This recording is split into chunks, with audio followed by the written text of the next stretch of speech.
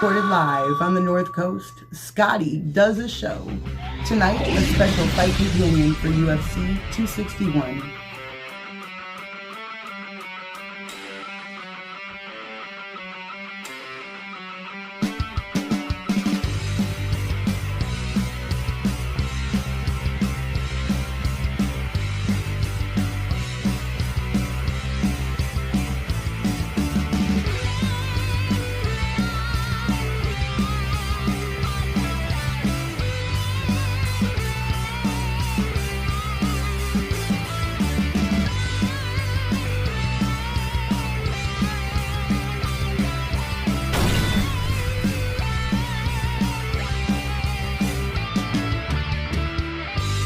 And now he lives for good pain, Scott Marion.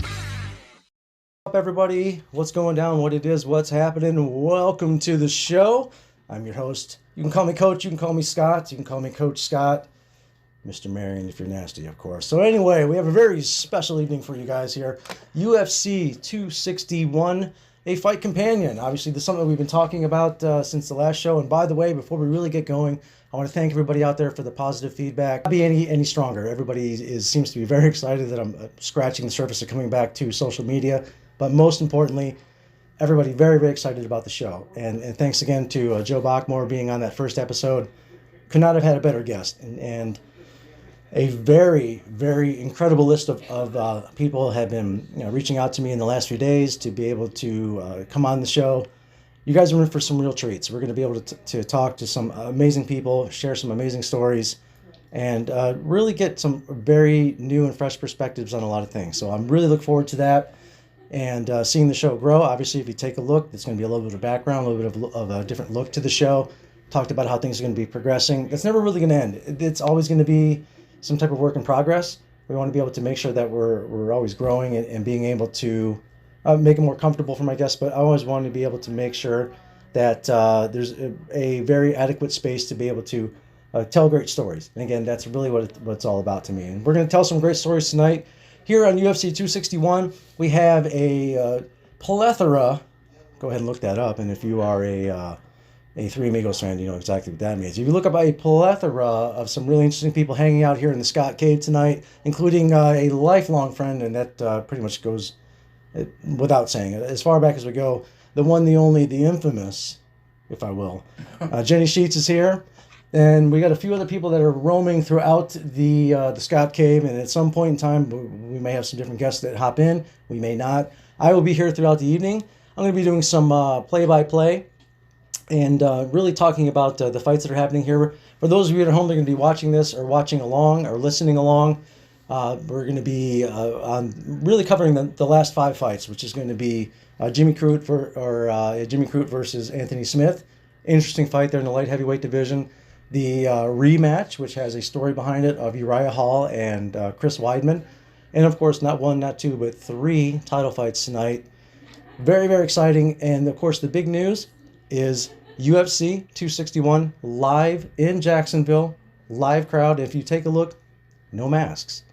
So, and again, although I'm not afraid of certain subjects on this show, I also don't want to dig into things and create complications where they may not be. The big question is going to be 16 days from now, is there going to be a massive spike, a massive outbreak in that area? We'll wait and see. If so, then I'm sure they'll handle it appropriately. And if not, I'm sure they'll handle it appropriately. So we'll figure it out. But the big thing is, again, it's exciting. UFC, again, give you guys credit for being able to hold fights, for being able to keep to keep things going, to be able to, I mean, I've lost track of how many amazing fights have happened over the last year, and not having the crowd has been interesting to put it mildly, especially watching the fights from afar, being able to hear the impact of every punch and every kick, to really get inside the cage has been fun. But it is part of our sport is that energy, is that crowd. And from both a competitor and a coach's standpoint, it is something you can actually feel. It's not an exaggeration. There's an actual real energy, for lack of a better term. There's electricity that goes on in the building. And when you're able to watch the fights, I mean, very fortunate to be able to watch it here on a massive screen, which is awesome. It takes you inside the cage as close as I can recreate that as possible. Being able to watch it on your phones in high def, being able to watch it on a big screen at home, it's amazing. It's not the same as when you're there. When you're there, we were talking about this before the show started. I mean, everything from when those fighters, when they hit the ground, that makes, there's an impact that you feel on the ground. The cage, that is not, the cage moves. When there's a punch that gets thrown, there's the wind, the impact to that. You can feel that. When you're in the cage and you're in the ring and your opponent's swinging at you, whether or not that person connects, there is an energy, there is a wind, there is something that's going on that you can't feel and touch when you see it, even on an amazing big screen like this. So having that ability to have these crowds back, it's awesome. One of the few UFC events I attended in person was in 2016. I was there the night that Eddie Alvarez beat RDA for the lightweight title. And the thing that I always pull from that experience was, although a lot of people watch that event at home, there's a real feeling in that arena. In that there was roughly about 7 to 8 seconds of, oh no, this is going to end, this is going to happen, before the fight was ended, and you could feel it in that the crowd is rising up, everybody's on their feet. The interesting thing about that event is I was sitting 2.5 rows behind Eddie's family, and we were right next to the alley where he was coming out. And at that time, RDA was a dominant champion, and although a lot of people were rooting for Eddie, we weren't very confident. And when Eddie won that and knocked him out, I mean, the place, it was amazing. Absolutely amazing experience. So although we've been able to, again, credit to UFC to keep these fights going, to be able to keep us entertained, to be able to keep champions defending their titles, great, and including retiring after defending their titles. That is awesome, and praise to you for that. But having those crowds back, again, barring any major catastrophe, which I'll be sending all the positive energy out there that I can, it is awesome to be able to see this happening. So it looks like we're getting ready to start the card here. And again, this is going to be a bit of a work in progress. Tonight is going to be a very interesting, fun experience where people are going to be coming and going, and feel free to join in or not join in. Doesn't matter to me. I'll be sitting here doing the play-by-play as we go. I'll be fading in and out as far as, for those of you watching home with the video, I'll be putting some pictures and stuff up. I'll be doing everything that I can to be able to show as much of the fights as I can without having them be removed from YouTube here. And I'll be posting any links that I can from the fights down on the below here as well too. Again, one last time, thank you everybody for the feedback and support. It's awesome, not only this project, but also again, some of the other creative projects I talked about. The feedback couldn't be any stronger, and I thank you all, and I love you all for that. So thank you very much. So here we go. Again, getting ready for our first fight of the evening. It's going to be a light heavyweight contest with Anthony Smith, a former world title challenger. He did take on Jon Jones. Interesting thing about his fight with Jon Jones, there was a point in time when Jon did hit an illegal knee, and he decided to continue the fight. He didn't have to. If Anthony would have decided to stay down, he would have not only won the fight, he would have won the title, but he chose to keep going. And Jon won the fight. Anthony Smith also, we were talking about it again before the show started. He's the fighter, for those of you that are casual fans or aren't really familiar. He's an interesting character. Last year, there was I guess for lack of a better term, a prowler that was in his neighborhood, wandered into his home. The reason why they wandered into his home is because, quite frankly, he left his garage door open. And this guy was, let's just say, not sober. Anthony, being a former world title challenger, it's pretty safe to say he's able to defend himself. He basically beat this guy, and then the police showed up. But post incident, I heard him do a few interviews, and he talked about it and said that, it was terrifying for him. And I mean, here's a guy who faces some of the. Looks like Jimmy's making his entrance right now. For a guy who faces some of the scariest human beings on the planet, to have something like that happen in his home, well, it just goes to show you that being prepared, not only for a fight in the cage, but also being prepared for a worst case scenario coming inside your home are two different things. And to be able to and again, not to get into a a positive or negative talk about armed. The bottom line is, and this is something that comes up with me as a coach, I can teach you how to defend yourself. I can teach you to possibly defend one other person.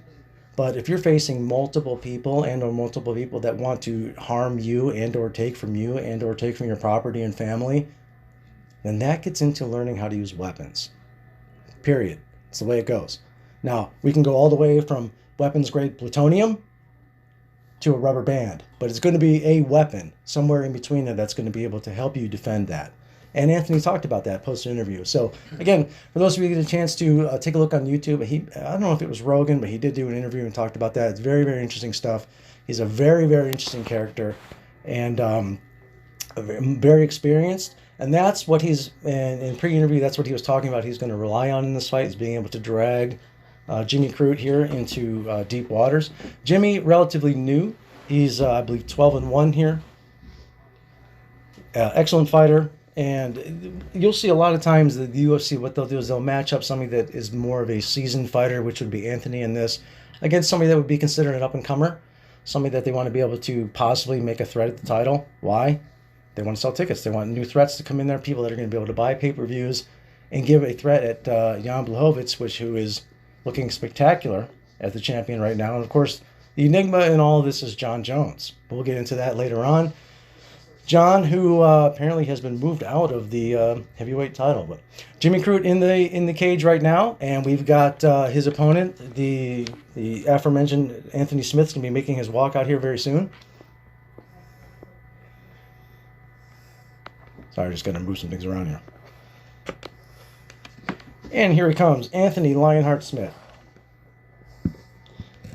He, a former middleweight fighter, a former middleweight contender. He did have some success there, but just like you'll see a lot of fighters, when they move up in a weight class, sometimes they end up having a lot more success. Conor McGregor, famously, although he had a lot of success at featherweight, when you take a look at his physique and his build, that man's a lightweight. And you'll see the same thing with Anthony Smith. Although you'll see some fights of him fighting at middleweight, he's clearly, truly a light heavyweight. Very, very exciting and character. Very, very fun to listen to. And again, when you listen to him in some of his podcasts and some of his appearances on different shows and things, excellent. At some point in time, Anthony, if you hear this, I'd love to have you on the show sometime. So he's going to be carrying the experience in this. And that's what he was saying. And he has a good point. In the pre-interview, Anthony was saying that what Jimmy's going to throw at him is not going to be anything he hasn't seen, hasn't experienced, hasn't felt before. And that's true. However, that's the interesting thing about our sport, ladies and gentlemen, is that all it takes is one punch, one knee, one elbow, and everything changes. Mike Tyson famously said, everybody has a strategy until they get hit in the face. So we're going to see what happens here tonight. Very excited for this. The fight after this is one that I'm really hyped up. And, of course, our three main events here tonight. Anthony, he's getting ready to make his entrance here, really seems to be enjoying himself. And that's part of the journey of our sport. Is you'll see a lot of fighters, everybody going to react differently when they walk to the cage. Sometimes you'll see them almost in tears. Sometimes they look like they're ready to rip somebody's head off. Anthony looks like he just got married. I mean, he looks like he's having a ball right now. So some people might look at that and say he looks soft. No, I like seeing that emotion. I like seeing somebody that's letting that out. I like seeing somebody that's going to be having a fun time. Traditionally, when we teach fighters, we talk about learning how to box, learning how to fight. It's like learning how to dance and ride a bike at the same time. When you look at the best dancers in the world, it looks effortless. They're having a ball. They're having fun. It is hard work. It is precision. Make no mistake. But they are having a great time. And I like to see that. A little pre-match bump right there. A little bit of respect. And in the end, in our sport, to have animosity, I understand it. There's a lot of energy that goes around our sport. I get it. I completely understand it. Especially, Conor Khabib famously is the one I always talk about. You want to see some true animosity. Those two men did not and will never like each other. But I like seeing the respect because you're going to fight. So here we go. We got the 32-year-old against the 25-year-old. The tail of the tape. Looks like Anthony's going to have a 2-inch reach advantage. Other than that, it's going to be very, very close as far as the size there. But, of course, the X factor, as always in these fights, is going to be the experience. And the experience in this absolutely is going to be coming down to Anthony. Anthony is going to Oh, I have to take a look as far as how many fights he's had in the UFC, but it's among the most in the division. But as always in this sport, there's always going to be, when you are the established fighter and you're the one that has the name and you're the one that has the experience, there's always going to be that young lion knocking at the door that wants to try to knock you off. So we're going to see what happens here tonight. Very exciting. Jimmy Crute out of Australia. We're seeing more and more fighters out of that area. Obviously, famously, right now we have the feud going on between Robert Whittaker and Israel Adesanya, who are Australian and New Zealander, I believe is the term, respectively. More and more fighters. Again, for a long time, there were certain areas and certain fighters that were dominating in mixed martial arts. To go back to the beginning, it was the grapplers, which the Brazilians and the Americans, the wrestlers and the jiu-jitsu fighters were doing really well. Now, case in point, Conor famously didn't grow up on a wrestling mat, but now kids in Ireland are. Because if you want to be successful in this sport, you have to grow up as wrestling. So now we're seeing wrestling and seeing grappling everywhere. So before, back in the day, you'd see somebody from America, somebody from Australia, you figure, okay, the American guy is going to have the superiority in grappling. Not the case anymore. So this is going to be interesting. Here we go. Very, very interesting matchup. They're introducing Lionheart right now. I love his energy. He's a great fighter. He's very respectful. But make no mistake, that's somebody that you don't want to go nose to nose with, I assure you. And hello. Okay. So here we go. For those keeping score at home, we are getting ready. When I say go, that's when our first round is going to begin here. And of course, each round, there's 5 minutes. And here we go. Round one. And we are 3 seconds in. And it looks like we have both guys in an orthodox stance right here. Crute working in the middle of the cage, Anthony on the outside. Feeling each other out. For some fighters, beginning of the fight, they want to see how this guy's going to move, see his pace. It's what we appear to be seeing right now. It's going to be a challenge for me to get comfortable. I might have to move over here. Anthony's still against the cage, being very smart. Again, he's between the two. It doesn't always show as being the case, but usually the more experienced fighter is going to be the one that's going to be a little bit more patient. We're just going to see how Jimmy's going to react here. Big crowd, big event. Oh, kick. Oh, Anthony doing well with the jab. We're trading some punches and kicks here. Looking very, feeling each other out. Oh, Anthony doing well with that jab. Crute leg kick. Now Anthony working in this. Oh, Anthony really having success with that left jab. Both guys still in an orthodox stance here. You want to be over here.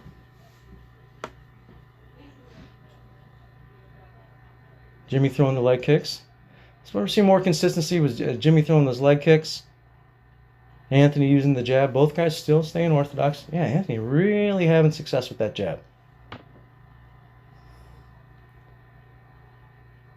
Crute still holding the center of the cage, although they're kind of... Oh, yeah. Once Anthony presses forward and takes that center, he's having more success with that jab. Boom. Really, really looking well with that. And that's one thing you preach as a coach, is every single fight, every single one. Now, if you're going to grapple, it's going to start with the hands. If you're going to be on the feet, you're going to strike. Jab, jab, jab. As a coach, and for those of you out there, you may have heard me say this 1,000 times, I will never, ever, as a coach, ever say, stop throwing jabs. Speaking of which, Anthony really have some success with that.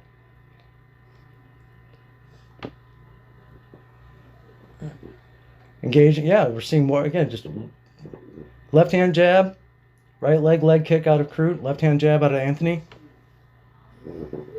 Anthony throwing a leg, body kick. Crute held it there for a second. Just past midway through the first period here.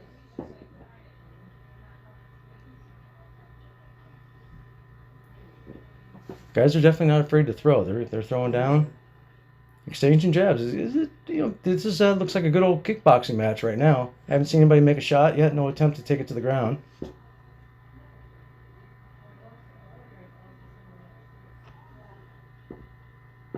And for those at home, 2 minutes to go. Switching a little bit. Anthony holding a bit at the center of the cage now. And they're switching back. Jimmy moving forward. He's doing a good job throwing a jab or two, landing that leg kick. Oh, touched him. Anthony really good, being very smart, going back on that jab. He's boxing him up really strong now. Looking very, very strong.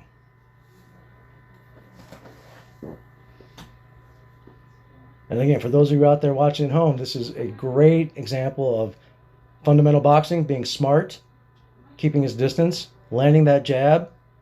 Not afraid to let Jimmy take the center. Also not afraid to take a leg kick or two, because all those leg kicks do add up. Oh, take it back. Jimmy, great job of pressing forward. Anthony now turning like, that did some damage. Yeah, what, big takedown now? Something strange happened there. It looked like Jimmy was hurt there for a second.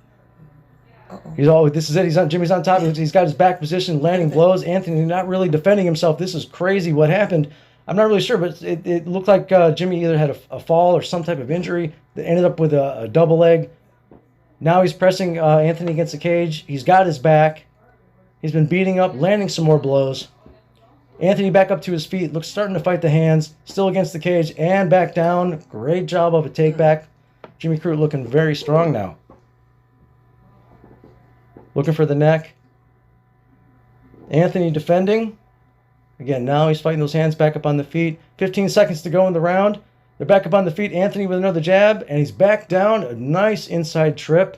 Jimmy Crute looking strong. 5 seconds to go in the round, finishing on top, in guard. Butterfly guard from Anthony on his back. And that's going to end that first round. Wow. I would have to give that round, that was an interesting round to call, but it looks like, Jimmy is limping. Looks like he has some type of injury or some type of, he's got a broken ankle. That is horrific. Wow. Oh, I don't know if they're going to be able to let him fight. His left ankle is broken. What? Unbelievable. He fought through that. Wow. And again, for those of you at home, what a tough son of a bitch. And you could, but again, you can tell, for those of you that out there, if you take a look at one of the fights that Michael Chandler had when he was back in Bellator, he had a very similar injury. He kind of planted his foot. Oh, yeah, that's gonna be broken. I'm surprised they're going to be able to try to let him compete. I don't know how he's going to be able to compete, but. I don't know if it's a knee or if it's his ankle. Well, usually when an ankle goes like that, the knee, it's going to twist with it. So it might be a combination of both. It might have been the knee that. Oh, well, he says he's going to fight. Says he doesn't care. Wow. Nope. Oh, they're stopping the fight. That's going to be it. Oh, wow. Oh, man, I feel bad for him. Again, big stage, big fight. Poor kid. What stamina. Wow. Give him credit, guts, holy, I wouldn't say it, holy shit. To be able to keep and finish that round, because that was a good, minute and a half or so that he fought like that. 2 minutes, Almost roughly. 2 minutes. Tough, because when he fell, I knew there was something strange. It was awkward. It was weird. It was weird the way he fell like that. Yeah. So that was, this is one of those fights that it looked very, very even. For a long time on the feet, it was. I'd have to look at the final stats. Anthony looked like he'd be getting the better of him as far as using that jab, keeping that distance away. That's a bit of a bummer. Credit Anthony Smith, he gets the win, and it goes down in the record books. But that was It looks like the knee probably went out, and it's sometimes in our sport that's just. He kicked him right behind his knee. Yeah, sometimes when you just catch the nerve at the right way, it's going to lock up. It's you'll hear about it in some of those unfortunately silly martial arts movies where you'll hear about it sometime when they talk about we're going to do the nerve pinch, or we're going to do that's. I think he might have tore his ACL. Yeah, he might have. That's the back of your knee back there. Yeah. That looks like it definitely damaged something back there. Oh, in the end, and again, for those of you that have never been through the preparation, and famously, and again, shout out to Joe Bachmore, when he was on the show last time, he nailed it when he said, he brought up wrestling, but I'll say, going in so far as say, in particular, combat, this is a preparation sport. The reward is the fight. You're putting in weeks and months and years of time and experience to prepare for this event. And to have something like that happen, it's a bummer, but it's part of the danger of our sport. Here we go. Looks like we're getting ready for our next fight. It's going to be a very, very interesting matchup at the middleweight division. This is a bit of a rematch for those that don't know. Part of the interesting thing of our sport is when you get to compete against somebody more than once, it's rare, especially when you get to this level of competition. And here, for those watching at home, we're having Chris Weidman on his walkout right now. And Chris Weidman and Uriah Hall are getting ready to fight now. This is a rematch. When both guys were pro and both guys were on their regional scene, again, you'll see that here in Ohio. You'll see it nationwide. And again, you'll be able to see it internationally as well. You want to be able to establish yourself in a local scene. And Chris Weidman, who is a black belt in Brazilian Jiu-Jitsu under Matt Serra, and is also was an All-American wrestler, I believe for Hofstra, but I'm not positive. Incredible fighter. He was the guy that ended the reign of Anderson Silva. Now he's taking on Uriah Hall. Uriah Hall, who is he's had some big surges in his career. Weidman, a former champion. Uriah Hall has not won the title, but he is kind of surging at this point in his career. It's an interesting matchup. When these two fought before, they were both pros and they're both on that regional scene in the New York, New Jersey area.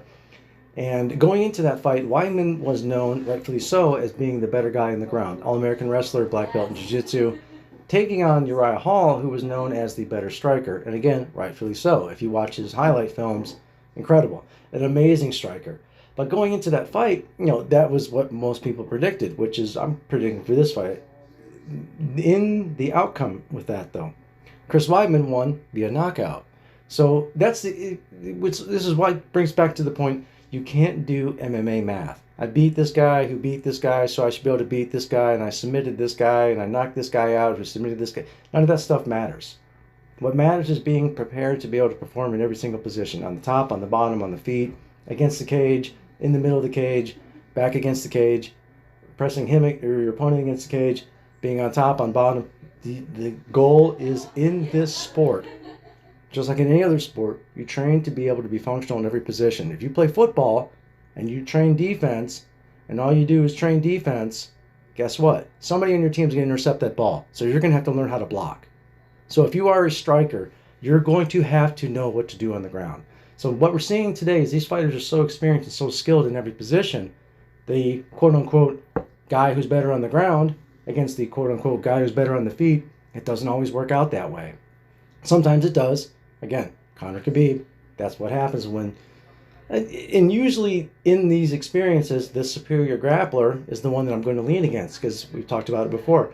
In the cage, as compared to into the ring, at some point, that person's going to be able to grab their opponent. Not always, but almost every single time. By the vast majority of the time. At some point, whether it be just a simple clinch, there's going to be a grabbing. In a ring, you don't get that. So, in that being said, that's why I'm going to lean towards Weidman winning this fight again. However, Uriah Hall has that ability to turn the lights out with one punch. And here he goes. He's coming down to the cage right now. Uriah Hall is. Weidman just made his entrance. Very, very interesting fight right here. I'm excited. And it is really cool to be able to see all the fans there. Again, indifferent about the masks. I'm being optimistic. But it is really cool to be able to see that. Because when you're there in person and being able to feel that energy, it is different. Now, in the end, the movements are the same. The training is the same. The preparation is the same. But the energy is different. Conor McGregor without a crowd is a different fight. Conor McGregor with a crowd is a different fight. Ask Eddie Alvarez. I said it going into that fight, and I'll say it ever since. If those two were fighting in an alleyway, I'll take Eddie Alvarez. But Madison Square Garden, the world watching, Eddie even said, he froze up. He looked out there and looked like he was fighting a cartoon character. So, being able to perform when that big spotlight is on you. We talk about it from the junior high wrestling all the way up to main event world title in the cage. If you cannot perform in front of a crowd, then choose another sport. If you cannot perform in front of a crowd, and by the way, that crowd might be your cornermen and your opponent's cornermen, which we saw for months now. But if you can't perform when there's 15,000 people there, then choose another sport. The bottom line is that energy is there. When you look at somebody like Colby Covington, he understands that that energy is there. He also understands that because he's embraced this character of being this Donald Trump supporter, that most people in the crowd want to see him unconscious. But he also understands that people are paying attention. And when people pay attention, guess what happens? He makes more money. And in the end of the game, in the end of the day, that is the name of the game. That's why Conor McGregor is the greatest mixed martial arts prize fighter of all time, but he's not the best. And we all know that now. He will go down as having the biggest bank account from this business, and that's why everybody else is chasing him, and that's why he's the champion of nothing right now, and that's why I'm still talking about him. So here we go. Announcements coming in right now. They're introducing Chris Weidman, a record of 15-5. Former middleweight champion of the world, defended the title against Anderson Silva, where he famously broke his leg, defended the title against Lyoto Machida, defended the title against Vitor Belfort, and then lost the title in a fight that he was dominating against Luke Rockhold. Very, very incredible, durable fighter. In recent years, his chin has been tested. So going into this fight, my prediction is going to be, although leaning towards the grappler seems to make the most sense, I feel that Uriah Hall is going to knock him out. And the biggest reason why, Chuck Liddell is a great example, you can't train a chin. And when the chin goes away, the chin goes away. And there's no way to replace it. Now, that chin, just imagine we're here on the shores of Lake Erie. Every single time one of those waves hits that shore, a little something is eroding away. Same thing happens with the chin. And when you've been fighting some of the scariest human beings on the planet, and they've been not only touching your chin, they've been touching your chin and putting you to sleep, it erodes. Uriah hasn't had that. So going into this, if I had to predict, which I'm doing right now, I predict Uriah Hall, unless Chris is able to take him down. So here we go. Round one starting. We're just a few seconds in. And looks like Hall is taking the center of the cage. Both guys in orthodox stance. Hall in the red gloves. Weidman in the blue. Oh, Weidman just... Oh my God. Oh.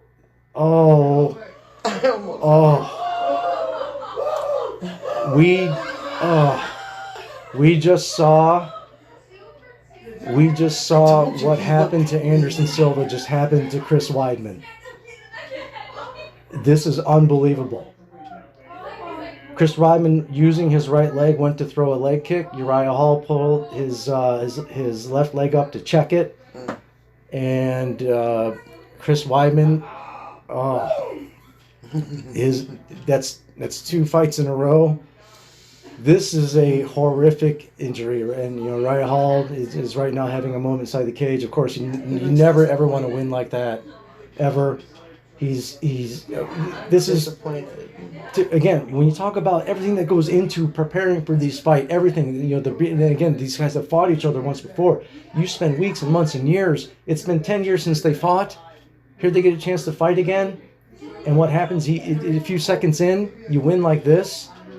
And the sad part is that Chris Weidman, at 36 years old, this might be the last fight of his career. That is, I mean, you never want to see that, and they're not showing it, which I thank you, UFC, for not showing that. And Uriah Hall is, this is where you talk about just being a mixed emotions. Of course, you want to win. You always want to win. You always want to win. But unless there's something off with you, you don't ever want to see your opponent suffer unnecessarily, ever. Now, when you agree to fight, here it comes. They're showing the replay of it, and I'm going to watch this once, and I'm going to turn away. There it goes. Oh my God, that was. That's worse than the first one. That is. And as soon as it happened, I don't even want to watch that. Reaction to that. Yeah, this is tough to watch, folks, for those of you at home. And this is why, again, they're keeping the camera on Uriah Hall, and I hope they don't show the replay again. And Chris Chris Weidman, if for any reason, any way, shape, or form you're able to hear this, if this ends up being the end of your career, I feel for you, sir, and man, what a way to, God, I feel for you to go out that way. But if this is the last time that you fight, thank you for everything that you've sacrificed, including at this moment. And thank you for everything that you've contributed to this sport. You are a bona fide Hall of Famer. And again, thank you. I'm going to focus on the positive side of this. The positive side of this is Uriah Hall does get a victory, and Uriah Hall, who came into this fight ranked a little bit higher above Chris Weidman, he now moves into the and they're taking Chris out on the stretcher, which is the last thing you ever want to see. Chris gives us a thumbs up on the way out. Crowd standing ovation, and you know, and again, look. This is a brutal sport. You're going to get into the cage and you're going to smash somebody in the face. But in the end, to see people stand and show respect like that, to see an opponent you show respect like that, with the rare exception again, like Conor Khabib, you never want to see that happen to your opponent. And Uriah Hall, although I predicted you to win, I never wanted to see you to win this way. I'm sure he'll be very gracious in winning. He's that type of a guy, showing respect right now. And here comes Joe Rogan into the cage. I can't imagine that he's going to be happy with this. I wouldn't be, but he doesn't look happy. Right. You know, on the plus side, again, focus on this. This is a sport. This is a competition sport. It happens. Part of this sport just happened. Right. Part of this sport is chasing after a world title, and even though winning this way is horrific, he gets closer towards that world title right now. He does. Sure. And you know, coming into this ranked higher than Chris was, you know, I don't know if he'll move up much higher. Chris on his way out, he's giving us a number one symbol as they're pulling him out. You can see a look on his face. I said it when I sat down with Joe the other day. Our sport, again, from wrestling all the way up to this level, it's agony and ecstasy. That's it. It's hard to be in the middle of that, and the sad part of this is agony on both ends. Right now they're gonna lift the arm of Uriah Hall, who looks like he just got a negative COVID test. You know, it's like, is it good news? Yeah, but I just had something shoved up my nose. I feel for him. He's a true fighter, a true warrior.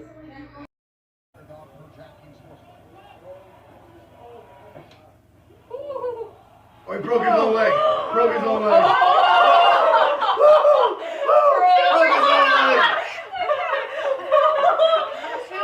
Did you hear that? Did you hear the snap? Did you hear it snap? It sounded like somebody smacked that kid in the back of the head. Even he don't like to win that way. Oh, Look at he's him, like, man. bro, what just happened? Wow. The first technique. Oh my god. Oh, buddy, you're done, though. That was pretty impressive. That made my stomach Ah, woo! All right, so here we go. We're heading into our next fight, our first of 3 title fights. They're doing some pre-match promos right now. And again, it's not a secret. My personal favorite fighter on the planet, the Bullet, Valentina Shevchenko. Why is she my favorite fighter? Well, I can sit here and talk about her all day long, but I'll sum up real quick. She's good everywhere. Everywhere. She's good on the feet, she's good on the ground, she's good on the top, she's good on bottom. She can strike, she can punch, she can kick. She's strong. She's perfect for this weight class. And as far as an interesting human being, if you see a lot of stories and interviews and things with her outside of the cage, she does everything from high-end modeling to good. You'll see a ton of videos of her online shooting a variety of weapons. So there was a very strong rumor that went around for years saying that she might be some type of a Russian spy. She's fluent in several different languages. And again, not only is she able to fight, she's fluent with working around weapons. I mean, if I was it's ballerina trained, straight out of Central Casting. And by the way, As I sat and watched the Mortal Kombat movie last night, I have to say I thoroughly enjoyed it. It was a lot of fun. And went out and accomplished exactly what I wanted to accomplish. I don't care about Oscars and awards and things like that. I grew up in the 70s and the 80s. I was in college in age in the 90s. That's when that game exploded. I had a lot of fun watching that movie. It was great. One of the things I pulled away from it is I feel like the UFC missed an opportunity to be able to cross-promote. What I mean is, when Sonya Blade comes on the movie, I initially didn't buy her as a character, and I said, wow, that should be Valentina. And then later on, when you see the character Jax, actually Jax, you meet Jax before her, I thought at first, I actually thought it was John Jones that was playing this character. I don't know who the actor was, I have to look it up. But anyway, I was in a movie like that, you don't need to worry about an actor that's going to get in there that's going to win an Oscar. You don't need Daniel Day-Lewis to sit there and play Jax. You don't need that.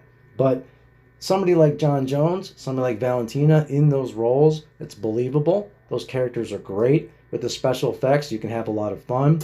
These fighters would make some money. And what a great way to cross-promote.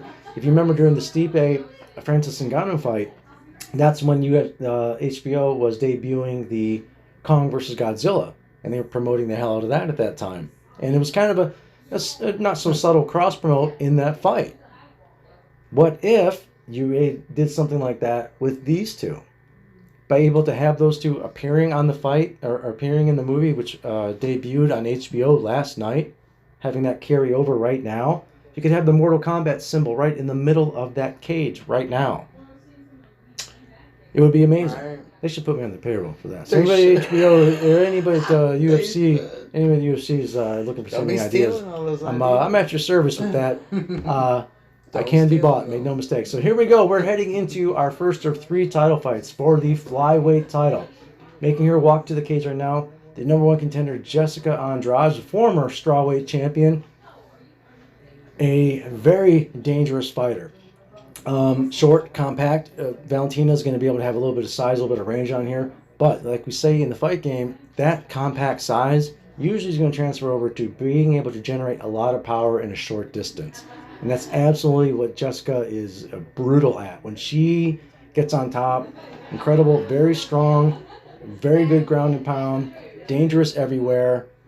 If she's able to get inside and push Valentina against the cage and get Valentina's butt against the cage and being able to push her and bully her and beat her up, she has a chance. If she's able to take her down, she has a chance. If she lands a big punch, she has a chance. Ask Rose. When she fought Rose and dumped Rose on her head, that was I believe it was the first time a title changed hands off of a slam like that. But I mean, she is strong, she's tenacious, and as a vertically challenged human being myself, I'm going to go ahead and say, the short, stocky pit bull, awesome, and incredibly dangerous. So this is going to be an interesting fight. Although a heavy betting favorite coming in is going to be Valentina. Jessica Andrade, this is a dangerous fighter. Number 1 contender. Tied for the most finishes in strawweight history at 4. Here she goes, walking into the cage right now. She's going to be wearing the yellow trunks with the blue gloves. And seeing her weigh in yesterday, she looked very solid. She looks. It's always a little bit tough to read some of these fighters unless you spend a lot of time with them. The emotion is something that's always going to be a bit of a challenge to keep in check. But when you see the more experienced fighters, they look very, very calm. It's just another day at work. Jessica looks very focused. And here we go, the lights dim, and here comes our champion, our flyweight champion, the Bullet.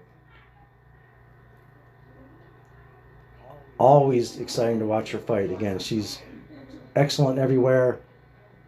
I don't believe in the no fighter has no holes in their game plan, but she's dangerous everywhere and very experienced. And the word that I used to describe her before we went to the show is a total professional. This is business for her. Although every single time, I don't care who you are, every single time when you walk to the cage, if you don't get a butterfly or two, then you're not into this. But when the bell rings and they touch gloves and they go, what happens is the experienced fighter, we talked about it a little bit ago, if you can't perform in front of a crowd, you're in the wrong sport. But the experienced fighter, when the bell rings, crowd's gone. It's business as usual. It's just, this is another human being that's in front of me, and I'm going to do what I've practiced for years and or months leading up to this fight. That's the idea, is you become a bit of a robot.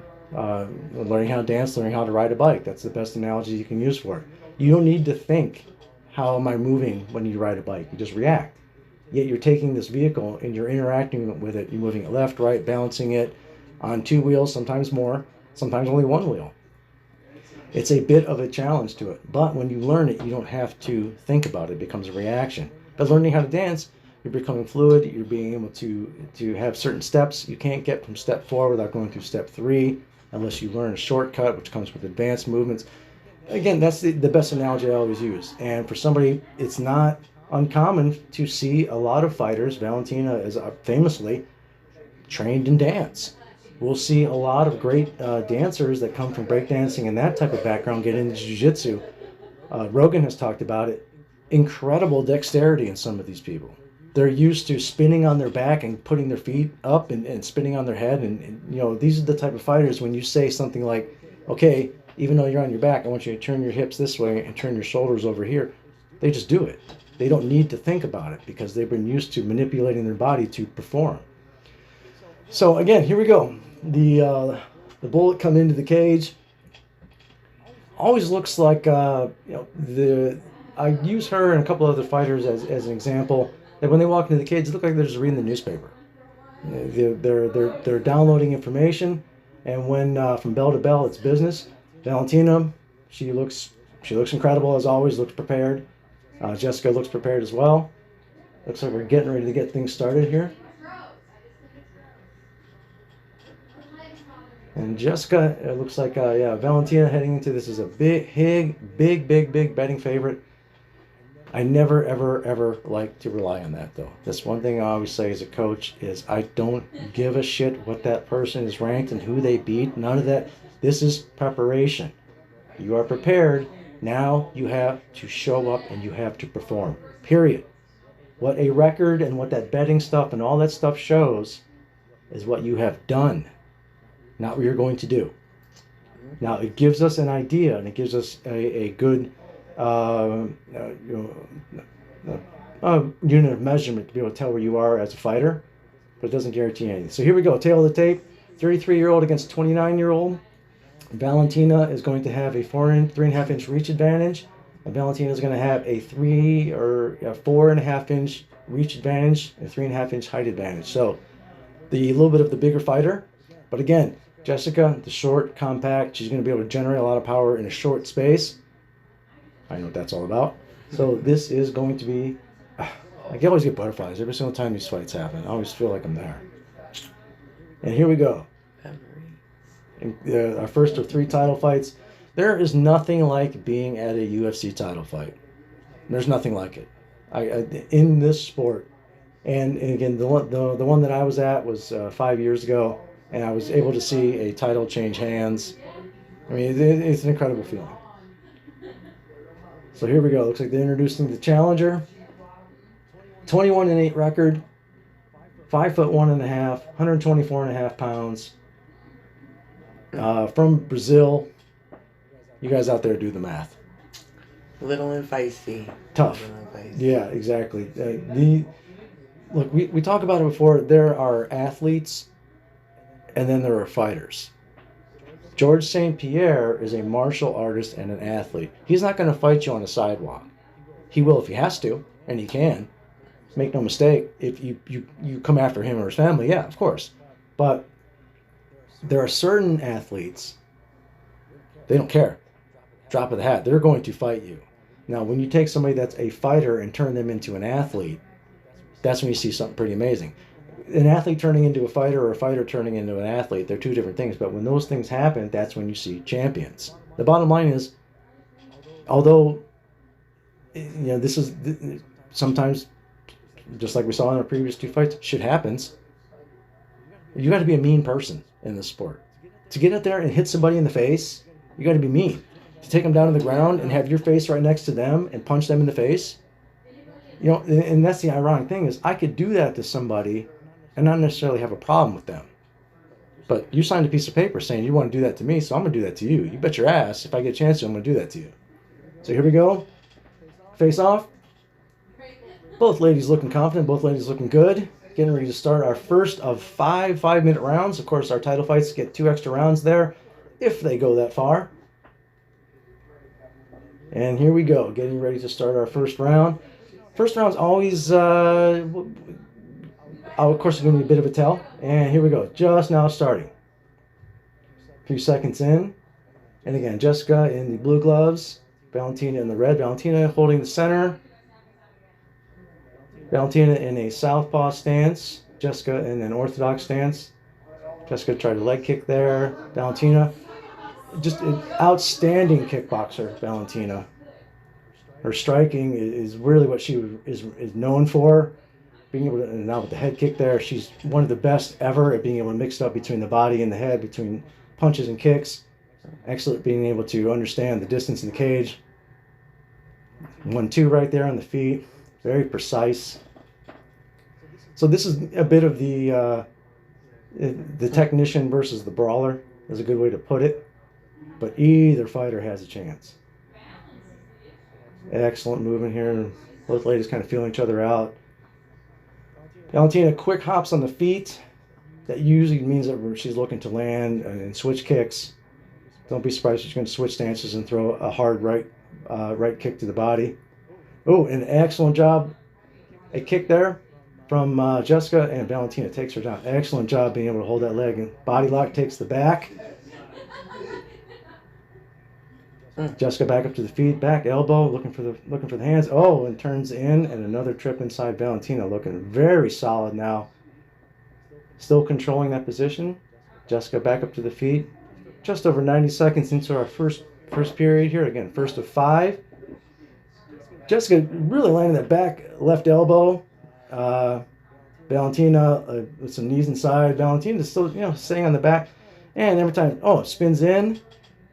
Valentina still, push away, and goes for that head kick. Very, very smart. Valentina in the southpaw stance now. Jessica in orthodox stance. Back up on the feet. Valentina looking very strong so far.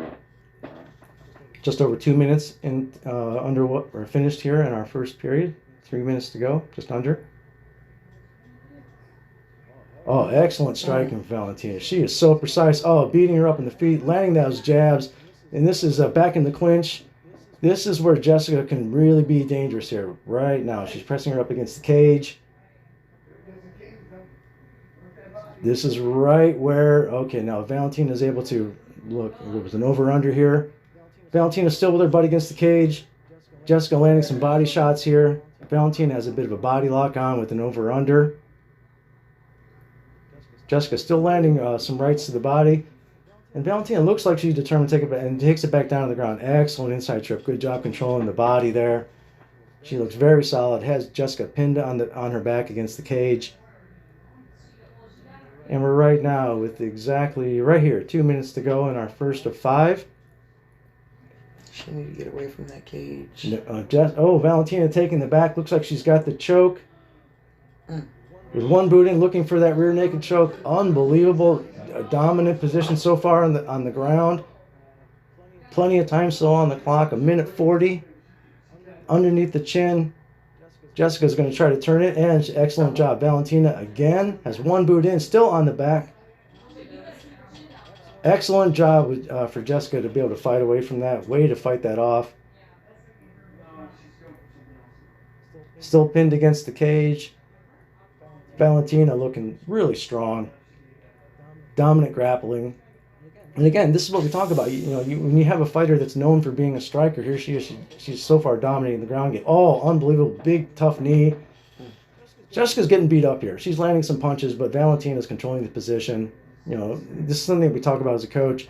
If I have somebody in a position like that, even if my opponent's able to land a punch or two, there's not going to be a lot of, it doesn't tickle, of course, but there's not a lot of damage behind that. Those elbows that she's landing, those back elbows that Jessica landed would be more of a concern. Valentina still has her pinned against the cage. 40 seconds left to go in our first of 5 rounds. Valentina still looking strong, still with that body lock on. Looks like she's going to probably look for another inside or outside trip. Take her back, and yep, pulls her back down. Another trip down. Excellent job. And at side control, my personal favorite position to be. 20 seconds to go in our first round. Jessica is still on her back. Valentina in a dominant side control position, landing some punches from the top. And again, this is something that gets into experience. When I work with a lot of new fighters, and if you go online, you can go on to, I'll post a link to the Swarm Fight team. You'll be able to see some of the fights that I was coaching where I had to remind these fighters that, and that's the end of our first round. You had to remind these fighters, it's a fight. Beat that person up. When you have somebody that's a new fighter and they get into that position where, holy cow, I find myself at side control, they're going to be looking for an arm bar. Looking for me, I'm looking for, it's not a secret, I'm looking for my arm triangle. Sometimes you'd be looking for set up a crucifix, but you're looking for that submission. In this sport, we talk about it all the time. It's position over submission. You don't see, the reason why you see submissions rarely is because I'm going to beat that person up, and then I'm going to finish them. The bottom line is, it's a fight. And we were just talking before the fight happened about, you got to be mean. If I'm on top of that person, and my face is right next to his, I'm going to hit him in the face. And I'm not going to be nice about it. So it's something I remind, especially new fighters I train, is especially when we're doing ground and pound, things like that, is I pull you off. Beat this person up. And sometimes it's because you don't want to be mean. Sometimes you get a little excited. You just want to look to kind of finish the guy. Beat this person up. Because if I have this guy on his back and I land a punch or two, he's going to be even into more of a panic mode. All right, so here we go. Starting in our second round. And back into our second round. Looks like Valentina is still in a southpaw stance. Jessica in orthodox stance. Oh, some good boxing on the feet, some good exchanges.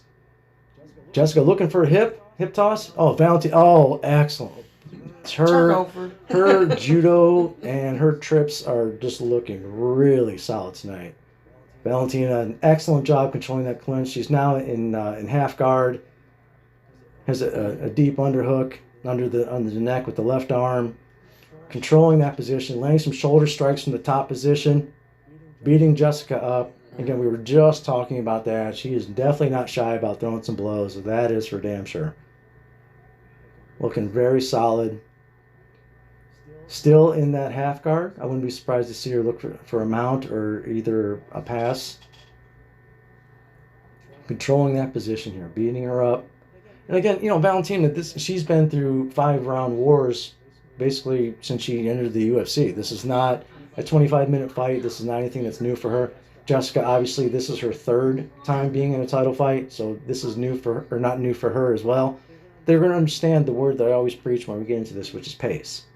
If you can fight like a monster, that's great. Can you do it for 25 minutes? That's what is always going to be the tell. Now, again, for somebody at home that's watching this, it doesn't seem like there's a lot of action going on. What's really happening is Jessica's getting beaten up, and she's carrying that weight. And her gas tank is going down and going down and going down. And Valentina, although she's expending some energy here, she's spending much less. Now, here, turning into a fight. Go ahead, let her back up to the feet. Jessica pressuring inside. Excellent job getting back up to the feet. So now the question is, how much of that gas tank has been emptied? Is Valentina baiting her? Does she want to... this is always a million things that are happening inside the fighters' heads. All we can do is really kind of guess. But Jessica, very super strong. Inside clinch now. Has Valentina against the cage. 2 minutes, 45 seconds left to go in our second of 5 rounds. Valentina now working inside. Oh, big knee. Jessica still pressing against the cage, shoulder in. Valentina looking for that inside. Oh, and another just outstanding judo trip, inside trip. Fully at side control now. Yeah, Valentina just looking really, really sharp. Looks like she's speaking of that crucifix. Like, yep, and here it is. She's looking like she's trapping. She's looking to trap that arm. Once she does, here we go. If she's able to figure forward that arm, there it is. It's trapped, and this looks like this is probably going to be the end of the fight, ladies and gentlemen. This is a horrible position to be in. Just flat out, just getting beaten up. Your arms are trapped. You're on your back. Valentina is you talk about not being nice. This is why she's the champion. This is why she's so dominant, elbow after elbow. This is going to be the end of it right here. How are they not going to... unbelievable. They're going to have to stop it. And that's the end of it right there. 1 minute, 40 seconds into the second... Or 1 minute, 40 seconds left in the second round. The bullet. Valentina Shevchenko. Unbelievable. To say that she's not the greatest flyweight of all time... she's my favorite fighter. Valentina, I will watch your career until you decide to not fight anymore, and whatever the hell you do after this, I will watch that too. You are incredible, inspiration, and again, if your last name isn't Nunes, you got nothing on her, and that's just the way it goes. And Amanda is the greatest female MMA fighter of all time. She may go down as the greatest MMA fighter of all time. She has not only won, she has defended 2 consecutive weight division titles. Well, And she's defended both titles more than once. I mean, nobody else has done that.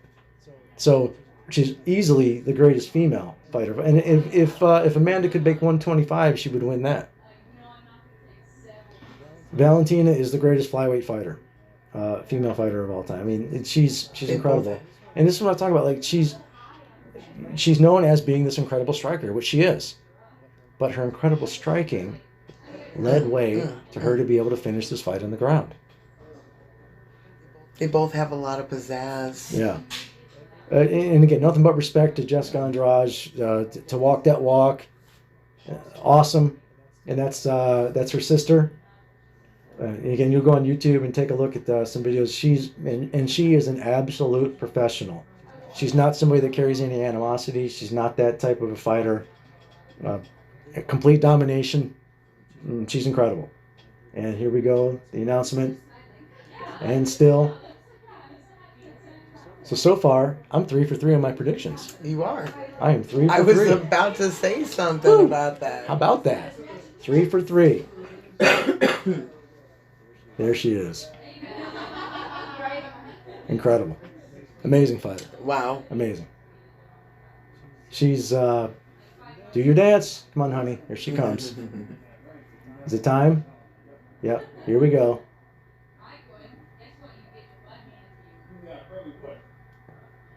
And the twirl and get the hell out of here. Come on. It's so awesome. Unbelievable. Ladies and gentlemen, we are watching a live action superhero. That's what we're watching right here. And again, UFC, Mortal Kombat, Warner Brothers, whoever is behind that, give me a call. I can work this out. I'll only take 13%. I'll make that work. That's a bargain. I'll make that work. That's a I'll bargain. put that together. No problem. I'll make that work. Because, I don't have any spoiler alert. They may have left the movie off for a sequel. Yeah, they may have done that. I haven't watched it. It's fun. I'll bet they're watching it. It's exactly what it should be.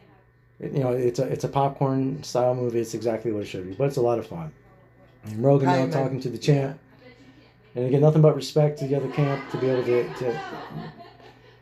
Well, again, we just saw the agony and the ecstasy because in the fight before this, we had somebody that put in years and months of preparation and had a horrific ending. And then we had somebody that put in years and months of preparation and just got beaten up for 7-8 minutes.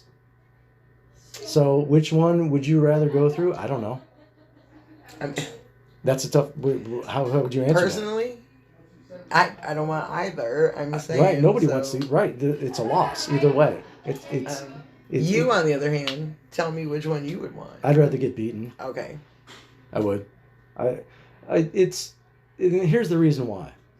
Even like when I had my last fight, and there were people around me that said, "What? What?" I was worried about you. Well, of course. When I had that last fight, and the question was, well, what if and what if? My answer was, and it remains the same for this question: is I'll find out.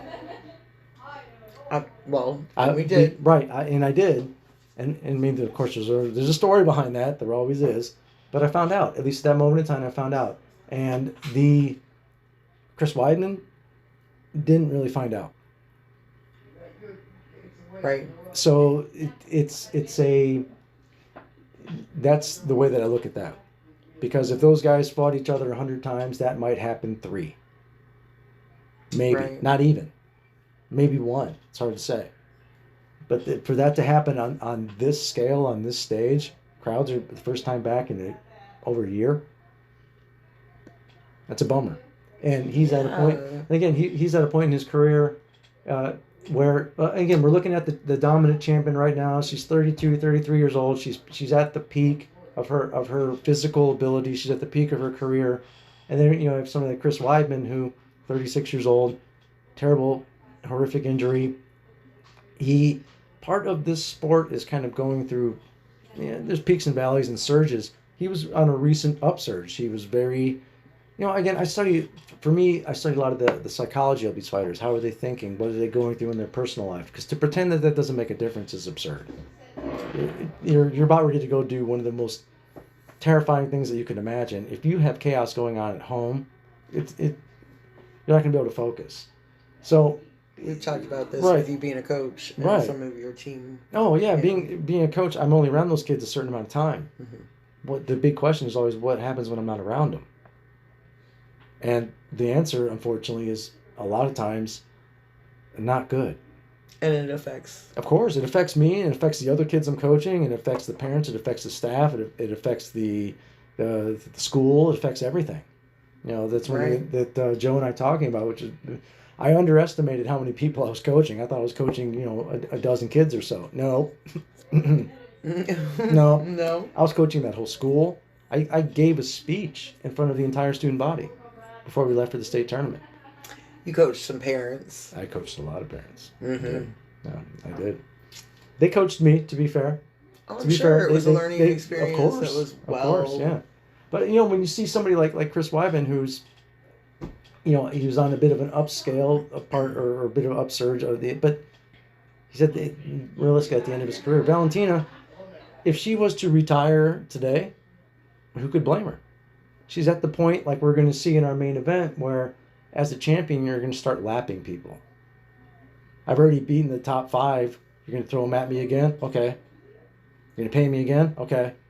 Right. I already beat them once. You don't think I can do it again? Okay. Right. But as a champion, how many times are you going to get up for that? Because just like I've been saying, if I was Valentina's coach, if I was her coach / manager, and Hollywood came calling, what I would say to her is, look, you can keep doing this, and you can keep, if an opponent comes along, this is just like what Khabib went through, if an opponent comes along, it gets you excited to compete. There's something about her that is a real challenge, because these women aren't challenges for you right now. They're not, and you're fighting them all, and you're dominating them all. If there's something about this woman that is such a challenge that you want to come and fight, great, because of the challenge of that. But if Hollywood comes calling, you're the champ. You've been lapping people. You have nothing left to prove. So you can either really put it all on the line again and rise for a challenge and risk what we've just seen tonight for real, or go to Hollywood where nobody's going to doubt how valid you are.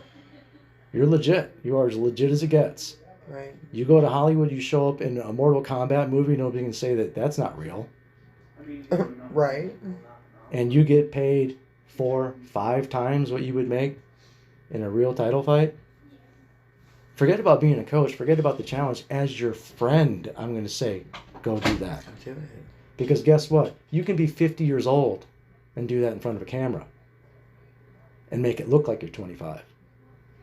But you're not going to do it in the octagon. No way. No.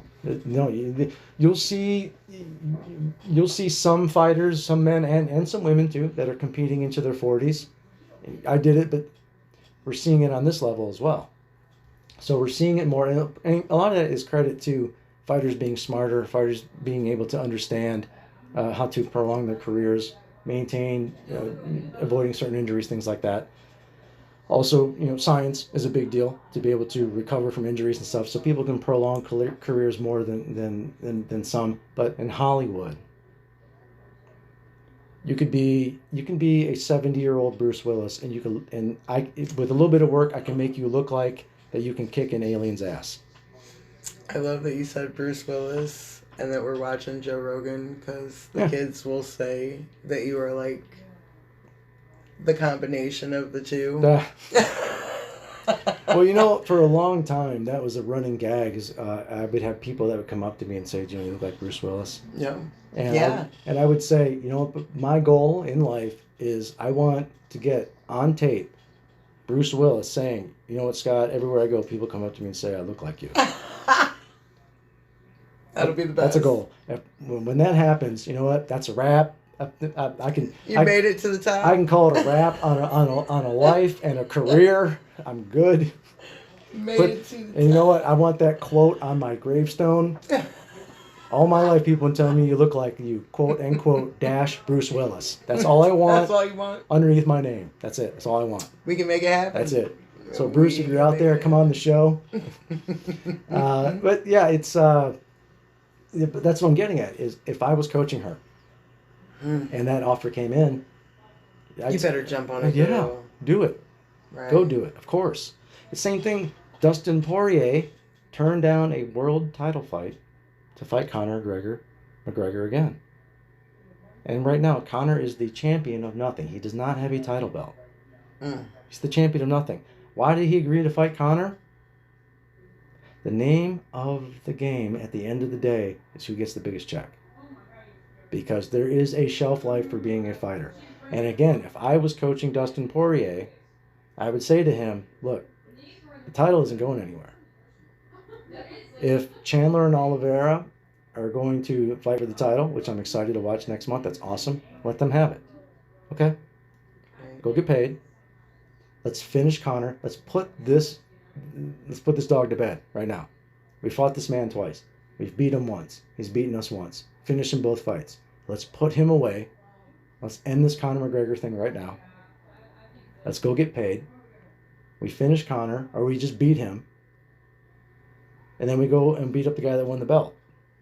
So then we go into our title fight as the highest paid lightweight in the division, as the guy that just beat the highest paid man in the division twice, rolls into the title fight against, that is a story where you go and say, yeah, you're a paper champion.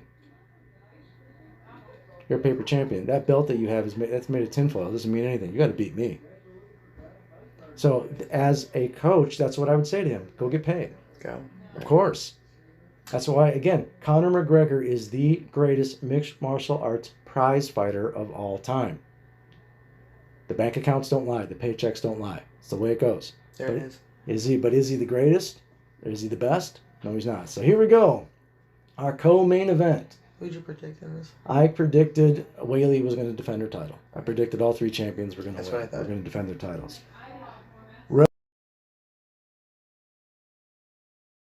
Rose is an awesome fighter, and that's her husband behind her, Pat Barry. I believe he's retired now, but a former heavyweight contender. Trained famously with Brock Lesnar. He was the guy that Brock Lesnar brought in to work on his striking.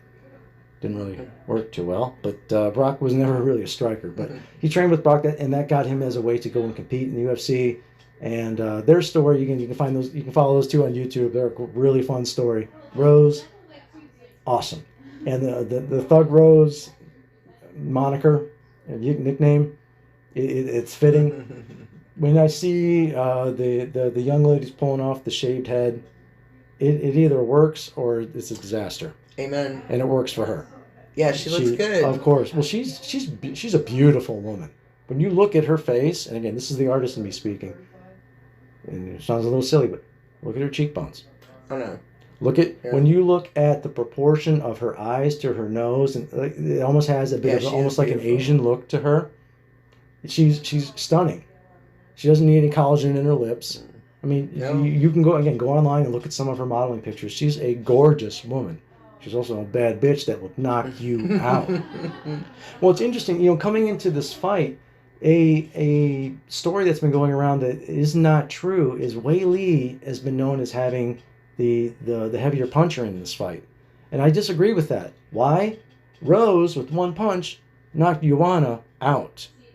Now, the Joanna fight against Weili is probably the greatest ladies fight I've ever seen.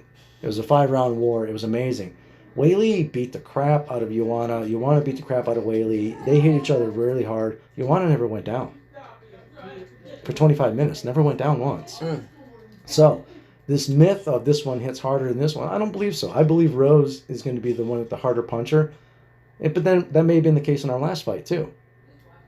Jessica may, if you put those two on a measuring stick like we saw Ivan Drago do in Rocky IV and hit that, Jessica might punch harder. I don't know. So here we go. The champ is making her walk down to the cage. She is instrumental into the UFC and its growth into China. Here she comes, Weili. She's just a juggernaut at this weight class. A very dominant champion. She did give up 2 rounds to Joanna in that fight that we were just talking about. But just like we were saying with Valentina, she's dangerous everywhere. She hasn't fought in a year. And what we may even see in this fight is what we saw in the last fight is the person that's known as the striker might decide to really do a lot of grappling. A lot of the training footage that's been out with her has been a lot of grappling stuff lately, a lot of jiu-jitsu training. And again, to be in this sport, to compete at this level, you can't have one without the other. You can't. I always like to use the football analogy. If you are nothing but an offensive lineman, guess what? Your quarterback's going to throw an interception at some point. So you're going to have to catch. Right. You're going to have to catch. You're going to have to tackle that 5'0", 190-pound cornerback that's coming at you at lightning speed. And you're used to blocking somebody that's 350 pounds. It's a different type of movement. If you aren't able to do that, you're not going to be able to play football, especially at the high level. So, in this sport, if you cannot grapple at a high level, or at least negate that grappling, at least be able to keep that opponent at bay, that he or she is not able to hurt and or finish you. If you can do that. Like Wonder Boy is a great example of that in the welterweight division for the men. He's very, very tough to take down, and when you take him down, he's very, very tough to keep him there. But he's an enigma at that weight class because he has that karate, really wide stance style. He'll pick you apart. He'll use his feet like he's using a jab. He's very different. But Tyron showed you can get him on his back. If you can get him on his back, you can hurt him. Case in point, again, being a specialist in this sport is great.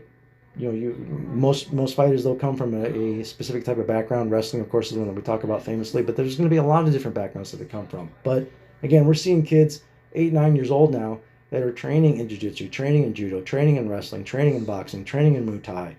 Why? Because they want to do this. So here we go. The champ is in the cage. She got hops. And she looks very relaxed, like she's having fun. Rose looks to be all business. Weili, and again, you'll see videos of her, rightfully so. She's been working on her English. If you really want to be marketable in the States, you have to be able to be good with your English, of course. So they've been working with her on that. And I don't know anybody that's worked with her personally. I probably know somebody that's worked with Rose, but I don't. Nobody comes to mind. I probably do at some point. But it's a interesting tale of the tape. Very, very close. All the way around, a 2-inch reach advantage for Rose, and it looks like a 1-inch height advantage for Rose as well. But very, very evenly matched in this. Should be a great fight. And of course, the only Bruce Buffer always looks like $1 billion standing out there. I love him. Yeah, he's great. I just tweeted him. Dude's got style. He does. He really does. He's got totally tweeted him and told him he looks great tonight. By the way, that's awesome. Yeah, he's got real mojo. I'll give him that. Keith Peterson, our referee here tonight. That's something I've considered, possibly getting into refereeing. But you would be great. I don't know. I believe I could do it. However, I don't know if I want that responsibility. Would you be able to tame your excitement? No. I didn't think so. No, it would be very tough for me to do that. Right. Could I? Sure. If I had to, yeah. I mean, if there was a pinch and they needed somebody and there was nobody there, yeah, I could do it. Would I enjoy it? No. Then again, even as a coach, when it's bell to bell, I have nothing but anxiety. Right. Because all I can do is yell. I can only contribute so much. In the middle of a fight or in the middle of a match, I can control that. At least my portion of it. But Coach John Sedlick put it best when he said, when you have an athlete out there that's doing exactly what you say, you feel like you're in a video game. That's how it feels. It really does. Like left, right, up, down. Like you know, shoot, push out. You know, hand fight, snap. When you're coaching like that and you see them do it, it's a fun moment. When it doesn't happen that way, it's horrible. Right. I can only imagine. It's taken years off my life, I'm sure. I'm sure it has. But I wouldn't trade it for the world. It's the agony and the ecstasy, and when it is the ecstasy, it's absolutely worth it. And even the agony, it's worth it. You know why? Because I did something that you didn't do. Right. And that's, in the end, that's what it boils down to. Is, and watching your ups and downs is fun, though. Of course, yeah. I mean, yeah. Sometimes the down's not so much fun, but still, it's hard to appreciate one without the other. Right. Really You've got to keep that balance. Right. So. All right, so here we go. We're getting ready for the face-off here. And these two, a lot of respect. There's really no animosity, but you know what? They're going after the brass ring. And in the end, that's what this sport's all about. So here we go. Rose in the blue, Weili in the red. And of course, Weili wearing the gold that the champion wears. I just Weili, instrumental for UFC really making it in China. Interesting fight right here. And again, neither of these ladies are new to 25-minute wars, or at least preparing for so. I don't anticipate cardio being an issue with either one. Both fighters in orthodox stance. Rose controlling the center of the cage, and again, Rose in the blue. Weili in the red. Weili staying on the outside. Trading some kicks and punches here. Again, just feeling each other out, trying to check the pace, see how they're going to move. Weili, good job with those inside leg kicks. Seems to want to open it up with the kicks a little bit more than Rose so far. But then again, Rose, heavy-handed. She's not afraid to throw down and get dirty, for sure. Rose, again, working the jab. Hey, ladies and gentlemen, you'll notice a running theme that I always talk about is going to be that jab. Why? It works. Every fight. Ask somebody named Muhammad Ali. Ask Buster Douglas what a jab can do for you. All right, here we go. So Weili, again, really good job in those inside leg kicks. Rose moving around. Nobody doing any real damage yet. Stay nice and relaxed. Oh, huge head kick. Wait, that's it. And we have a new. I told you she was going to win. Unbelievable. I told Switch you kick, head kick, Rose. A new. Wow. Unbelievable. That's right. Here's some of the people having a good time out there and hanging out here in the ScottCave. That's a lot of fun. I love it. Good. Wow. You know what, Rose? Wow. I'm gonna drink to you on that one, Rose. That was impressive. Wow. Weili doesn't know what happened, and again, when you get knocked out like that, and famously, I was talking about Wonder Boy when he got knocked out by Anthony Pettis. He got knocked out, got back up. They introduced Anthony Pettis as the winner. His team, they take him back to the back locker room area, start taking the tape off, and Wonder Boy says, "What happened?" He didn't remember anything. He doesn't remember anything, and that's what happened right here. Here we go, unbelievable. Watch this switch kick, bam. I mean, that's a bullseye. Unbelievable. Rose, congratulations, a new UFC strawweight champion. Wow. We were just saying, one punch, one strike can change a fight. Unbelievable. Stepping in and just to the chin, and that's all it takes. Lights go out. Stunner. And at that point, yeah, unbelievable. Wow. Whoa. Oh, I love seeing that. For those, I love seeing the reaction, seeing the crowd. This is, ladies and gentlemen, this is why this sport is so awesome with a crowd like that. Wow. She's a little angry with the... So we have 4 fights up. We have 4 finishes. Wait, 4 finishes, 3 of them in the first round. Wow. Congratulations, Rose. Congratulations, Pat. Great couple. The new champion of the world. And she's just an amazing person. She was actually in that bus that Connor threw the dolly into back when, For real? geez, 3 years ago. Yeah, 3 years ago. She was Can't believe in that that was bus. that long That was ago. Feels crazy. like that just That was happened. 3 years ago when he threw that dolly. She was one of the people that was in the bus, and she was truly traumatized from that. That messed her up. But, wow. Weili, she'll be back. I hope. I love watching her fight. This is awesome. Wow. Rose is all emotional. I love seeing that. And again, for anybody out there that competes in this, if anybody looks at that and says that shows weakness, you know what? You can piss off. That's right. That So you shows have an immense amount of hard work. That right is, ladies and gentlemen, that's what we call passion. That's what that is right there. there. Right? Oh! Oh, man! Oh, my God! What? Oh! I thought she was going to go, wow! Miracle! America.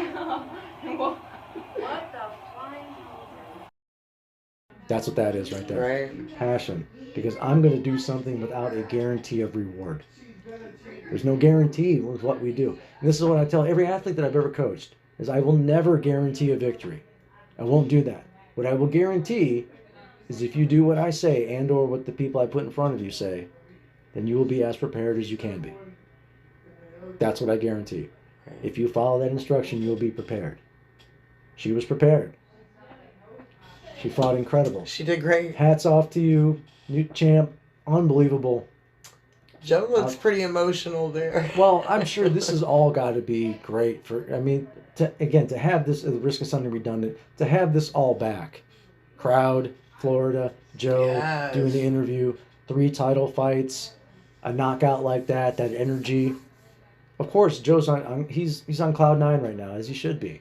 If I was there right now, I would be as well. Wow. What? I mean, Rose is just a champion's champion. And God bless her. That's great. Unbelievable. She did a great job. She really did. Wow. And I hope to see a rematch between these two. It's one of those. I was leaning towards the champion because I thought she looked great in recent fights, but there was really nobody that was going to win this fight that was going to be sore at. You know, they're amazing fighters.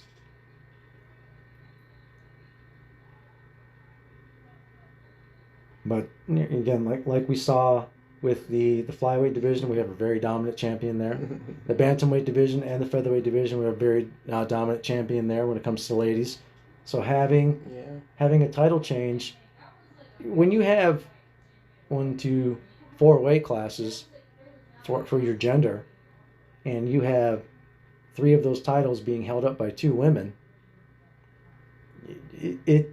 although when you have a story like that is a very dominant champion,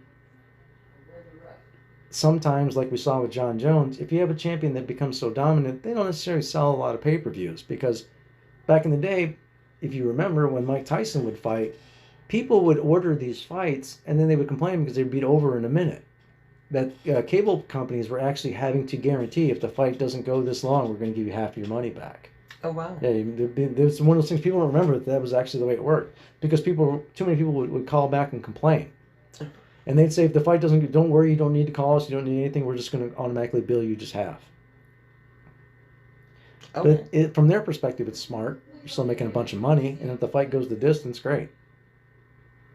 But, again, one of the greatest things about our sport in combat, they don't pay us by the hour. Right. Although you agreed to fight for 25 minutes, that doesn't mean you have to. Not by any means. So if you're not fighting for 25 minutes, and it works both ways. If I'm getting my butt kicked for 24 and a half minutes, I can still win. But if I get finished in 24 seconds, wow. Yeah, so Rose is making the walk away. Again, still really emotional. I love seeing that. Congratulations, champ. Here's to a successful reign. Although, again, I'm going to root for Weili in her fight. So I'd love to see these two do it again in the short time that it was going. It was very interesting. But just laser precision. That's what that was. Famously, we always say is precision beats speed, timing beats power. If you can hit really hard and really fast, that's great. But if you don't hit your target, big deal. And that was just a prime example of a bullseye. Outstanding technique, excellent, and I love seeing that emotion. God bless you, Rose. That's awesome. Congratulations, champ. All right, so here we go, ladies and gentlemen. It is time for our main event. It is our second rematch of the evening. Of course, I don't want to jinx anything, but after our first rematch, we'll be able to make sure that these guys get all the praise in the world. Jorge Gamebred Masvidal is making his walk to the cage right now. Known as a bit of a journeyman. He doesn't like it when he hears that, but that's what he is known for. He is also known as the BMF, which is the baddest you-know-what in the land. He beat Nate Diaz with that to win that belt at Madison Square Garden. Rose to a lot of fame with his 5-second knockout of Ben Askren almost 2 years ago. And of course, when he knocked out Darren Till before that, really went on a tear, on a roll. And when he fought Kamaru Usman last year, it was on 6 days' notice. But one thing that people have forgotten about is he was training with Dustin Poirier during that time. So, the 6-day notice, I don't necessarily buy into that as much as a lot of people do, but he still did do it. So take it away, whatever it is you want from that. Looking at him after the weigh-in yesterday, and you see him now, he's having a lot of fun on the way down to the cage. He's throwing his gear into the crowd. He is truly a performer. He is one of those guys that he is a fighter who turned himself into an athlete. Grew a lot of fame throwing fights in backyards in the Miami area, which is, of course, the fact that this fight is in Florida is one of the big reasons why he's the huge fan favorite going into this fight. He was fighting alongside guys like Kimbo Slice, which if you've ever heard of backyard fighting, you've heard of Kimbo Slice. So this guy has been around forever. Although to the casual fans, he's really only known about him for the last 3 years or so. Has fought the who's who, beaten and lost to some of the who's who, but a very, very dangerous striker. He's a tenacious fighter. And watching him weigh in yesterday, one thing I always like to do, of course, being a coach, I'm always constantly evaluating, and I see opportunities and I see angles all the time. When I saw him weigh in yesterday, his physique does look dramatically different than what he did over the summer. It does. So that's always a bit of a tell. Could that be because it really was the 6-day notice? Or could it be because the 6 days notice is the excuse that Kamaru Usman says that it is, and he trained harder than he ever has because he has to put up or shut up now? Because pomp and circumstance and being popular and having that notoriety and being fun and charismatic is great. You want to dye your hair blue, you want to shave stuff in your head, you want to behave like that, you want to literally dress like Tony Montana, that's great. You better win. Right. You don't win, you want to, again, ask Conor. If Conor will draw, but Conor ends up unconscious 3 or 4 more times in a row, people aren't going to, he is smart enough to know that it's going to be time to get out of the game. So, Jorge Masvidal is in the cage right now, and the last time these two guys fought, it was a dominant performance by the champion. Wasn't it because of the 6 days notice, or was it because the champion is just that dominant? We're going to find out here shortly. Because like the champ said, he did. One thing that Jorge can be upset about, but the truth is, Kamaru called him out. And he just set a record when he beat Gilbert in his last title defense. 13 consecutive victories. That is a UFC welterweight record. Eclipsing the Hall of Famer George St. Pierre. Right now, Kamaru Usman is on pace to be the greatest UFC welterweight champion of all time. He's already on the part where he's starting to lap guys. Matter of fact, the only guy that I know of in the top 5 that he hasn't fought Leon yet. Well, he actually did. I believe he did fight Leon a few years ago, maybe 2015. I have to look at the stats. But he hasn't fought Wonderboy. but he's beat Gilbert. Jorge, who's getting ready to fight now, he's already beat before. This is a very dominant champion, known as the Nigerian Nightmare. And one interesting thing about him is, if you look behind him, one guy he has in his corner, which I can't imagine a better guy to have in your corner, the Predator, Francis Ngannou, the current UFC heavyweight champion of the world. And these guys, they have formed a legitimate, very, very close bond. They enjoy each other. When Francis won the title against Stipe last month, guess who was in his corner? Kamaru. And Kamaru has been instrumental. He grew up as he was an All-American wrestler. Even though he was born in Nigeria, he's known as the Nigerian Nightmare, so he's African-born. He was a All-American wrestler here in the States. And it just, again, wrestlers understand pace. Wrestlers understand pressure. And what is common with a lot of wrestlers is when you teach those guys how to really punch, how to turn their hips in, how to generate power, they start knocking people out. And that's when a wrestler goes from being dangerous to terrifying. And you're looking at a terrifying welterweight right now. Although he catches flack because he is very soft-spoken. He's maybe a bit of a flashy dresser. You don't hear about him, throwing dollies. You don't hear about him making things personal. And I mean, just a bit of course, things are always going to be personal. You're going to fight. But he doesn't take things to that extreme level. You don't hear about him making really bad rap songs. You know who I'm talking about out there. Fun. He's a gentleman. He's a professional. And like we saw with Valentina, this is business. And he said it. And he understands that by fighting Jorge, even though he's the champion, even though he dominated him before, even though he's on a 13-fight win streak, Jorge's going to make more money in this fight than he does. Before, at least before the pay-per-view back end, because as a champion, you are guaranteed pay-per-view back end. So that is a huge difference. You make a lot more money that way. So up front, the guarantee might be lower on his end, but in the back end, he should be making more money. But again, what he said is absolutely true. By beating Masvidal, if he's able to do it here again, he's able to put that dog to sleep. If he dominates him, finishes him, or just puts in a convincing victory, the argument for we need to do it a third time goes away. If Masvidal wins this fight, and in my opinion, if Masvidal is going to win this fight, he's going to have to knock him out. I don't see Masvidal being able to outpoint him, being able to drag him into deep waters. I don't see that. But if Masvidal is able to do that, how do you not give an immediate rematch? But the interesting person and the odd man out in this equation is a guy named Colby Covington, who's already been promised the next title shot in the welterweight division. Colby and Kamaru fought last year in what may be the greatest welterweight fight of all time. A lot of people said that. It's easy for me to jump on that bandwagon. There's a reason why. It's a badass fight. It's an amazing fight. And to see those two do it again, I will absolutely watch that. Colby, a former teammate of Masvidal. They go back. They have a personal beef there. So if Masvidal wins this fight, obviously, if there's not a major injury, Kamaru should get an immediate rematch. He's been a dominant champion. He's already beaten the man once. He has an absolute argument for that.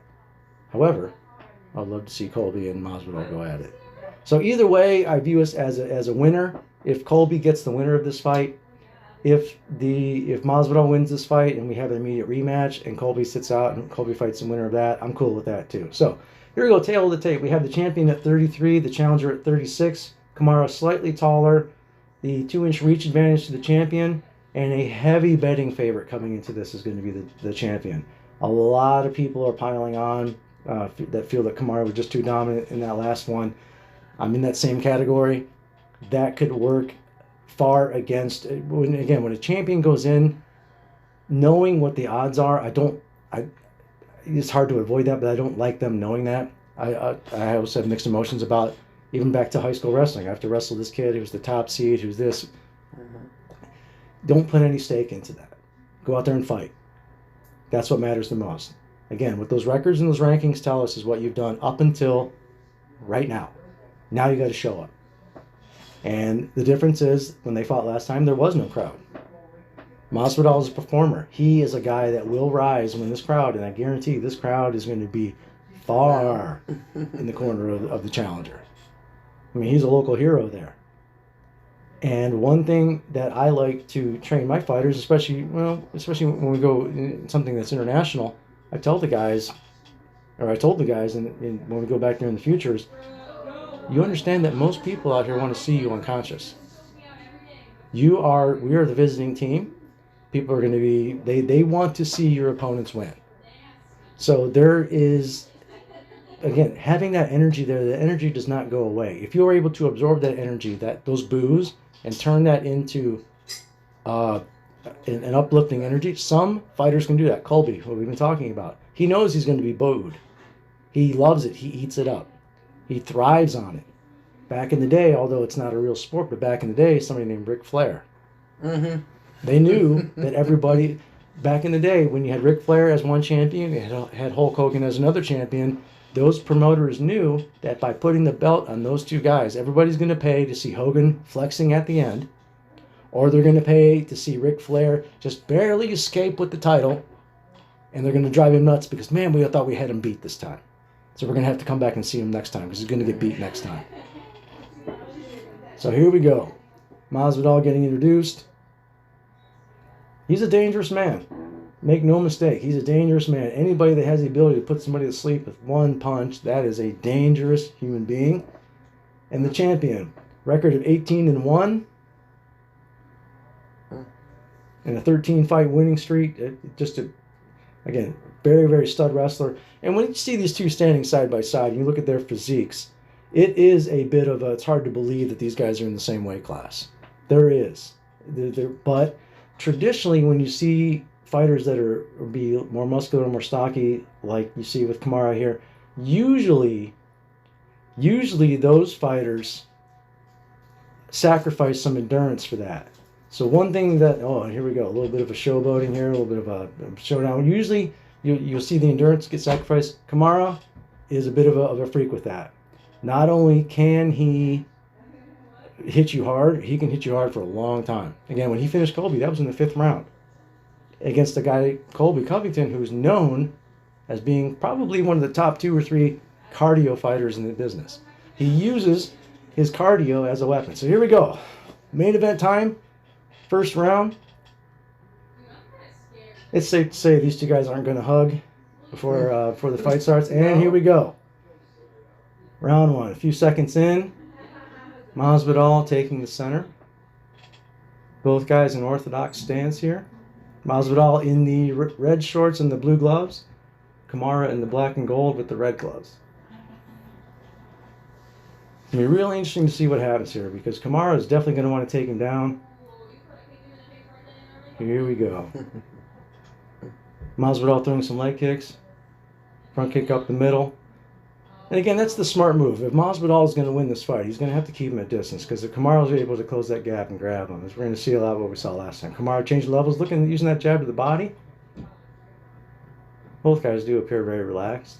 And again, this is where it shows down to be a professional. You can have all the animosity, all the talk go back and forth, bell to bell. That's when you keep those emotions in check. That's when you perform. Feel each other out. Oh, a big 1-2 for Kamaru. Another one. Landing those jobs, faking another shot. Masvidal, he's taking it. He's egging him on. Smart. Make it personal.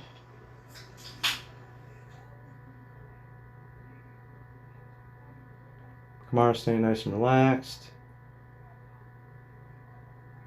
These guys, again, they went 25 minutes the last time. They're not afraid to do it again. What matters is winning. Oh. A right hand to the body. Oh, and a big right hand over the top. Kamaru being very smart. Faking like he's looking to throw to the body or looking like he's ready to look for a single leg and coming up top with the right hand.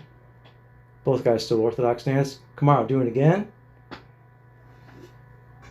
Masvidal has his left hand completely down by his hip. Now he brings it back up. When you drop your hands like that, that's a smart move. Masvidal throwing that front kick up the middle is very smart. We saw that with famously Lyoto Machida and Randy Couture. When you have a wrestler in front of you, wrestlers like to square up to be able to land that takedown. If you land an uppercut or a kick or a knee up the middle, just like he did against Askren, that's always the weapon against the wrestler. So if a wrestler is going to be faking, ooh, big knee and a big takedown here with Usman. Oh. Top position here. Jorge on his back again. This is reminiscent of the last fight. Kamaru on top. In full guard. Kamaru ate a knee on that, but he was able to grab that body clinch and take him down. He's on top of him, just beating him up now. Again, we talk about position over submission. Kamaru being smart here. A little bit over 2 minutes to go here in the first round. And we got Masvidal throwing elbows from the bottom. More elbows from the bottom. Really trying to cause some damage. That's smart. Again, if you're going to be on your back, and it's just under 2 minutes to go now in the first round. If you're going to be on your back, you want to try to keep that guy as close as you can so he doesn't posture up and land big bombs like that. Wow. Kamaru in good position. Now, even though Jorge's landed some shots, those elbows are the ones that are really going to cause damage. Those short punches aren't going to do a lot. Those back elbows, now we're talking. Masvidal really getting vicious on the top of those back elbows. Kamaru,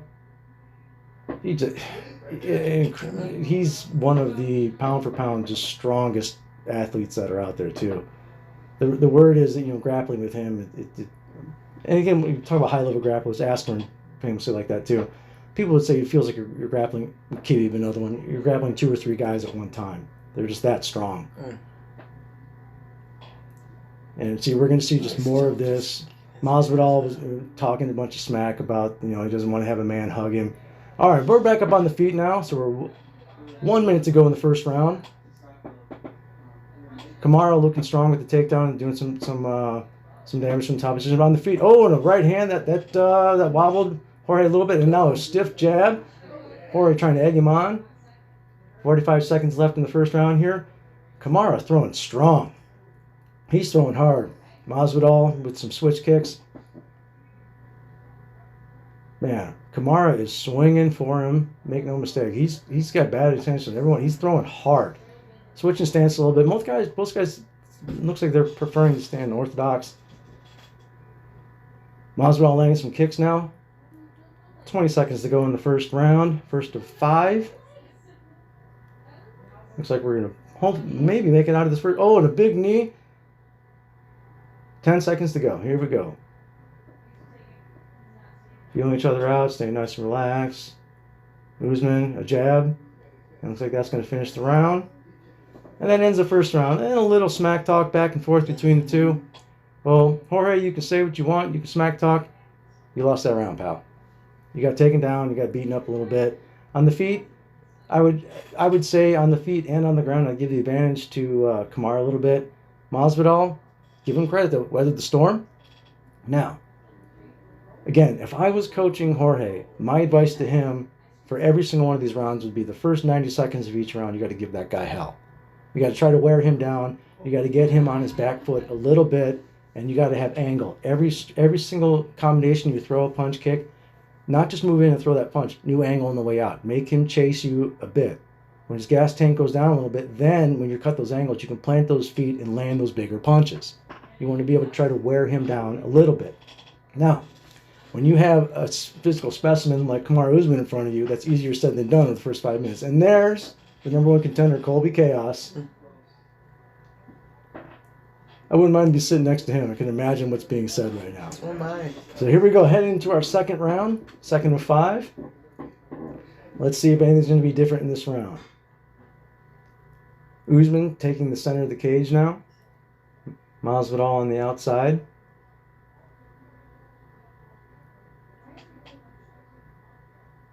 Yeah, just kind of feeling each other out here.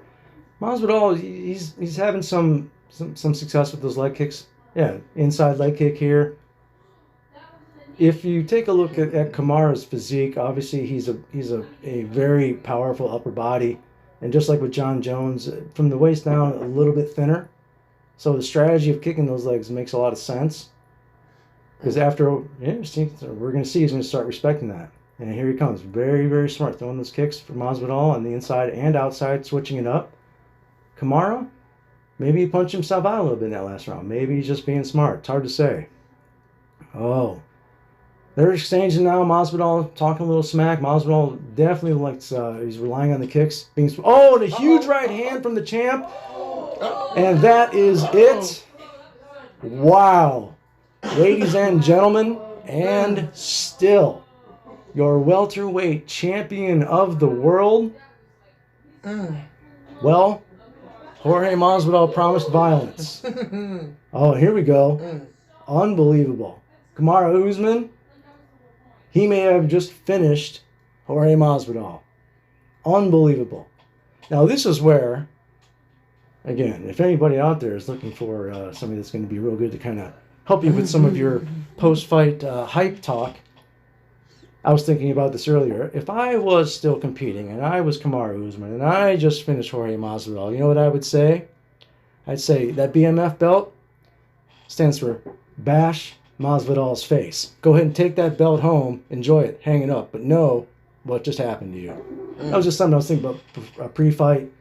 That's why I don't ever like seeing anybody get hurt, but clearly the better fighter who dominated the last fight just really put a exclamation point on that. And we're seeing the two guys embrace right now. I like seeing that. Both these guys just had a nice paycheck. What happens with Masvidal from here? It's hard to say. But my feeling is for as long as Kamaru is champion, unless Masvidal goes on like an 8-9 just rip fight win streak, I don't see him being able to get another shot at the championship. And what a great night of fights. Wow. Unbelievable experience. That big right hand. And again, when certain things you kind of jinx yourself a little bit. And coming into this fight, Masvidal was quoted as saying that I've never been hit so light by a welterweight before. He never wobbled me in that last fight. I only had 6 days notice. Well, guess what? I bought the pay-per-view. So it worked. It worked. I paid, I bought it. He wobbled that time. I did. And, he's, what happens with Masvidal after this, it's going to be hard to say. Kamaru, that's 14 in a row for those keeping score at home. This man is on a pace to be the greatest welterweight champion of all time, and I would love to see him rematch Colby. Unbelievable. And you were seeing the reaction. Wow. I love it. I love it. I know it was so great having the UFC keep things going. Wait, was that from the same fight? Awesome. He keeps dropping his hands. Oh, no! Bro, that was so freaking hard. Oh. Wow. Unconscious. Oh. Wow. That was like, his sweat flung across. I mean, that hit people in the audience. That was so hard. Congratulations to all the champions. It's been an awesome night. Stay tuned, guys. We're going to be able to keep you guys posted. We're going to have all sorts of great new shows and everything's coming up. Great guests. Awesome. Thank you so much. And remember, you can't stay... I screwed that up. That's okay. That's why we do a live show. That's why remember, I said it. you don't have to go home, but you can't stay here. I love you guys. We'll see you. That's right.